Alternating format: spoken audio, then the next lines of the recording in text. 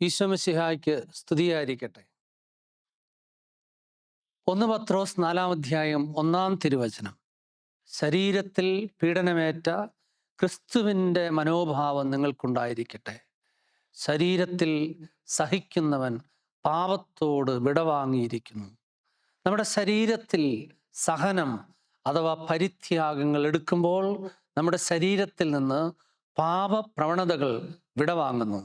നമ്മുടെ കർത്താവായ ഈശോ മിശിഹ തൻ്റെ പരസ്യ ജീവിതത്തിന് മുമ്പ് 40 ദിനരാത്രങ്ങൾ മരുഭൂമിയിൽ ഉപവസിച്ച് പ്രാർത്ഥിച്ചുകൊണ്ട് പിശാചിനെ കീഴ്പ്പെടുത്തുന്നു.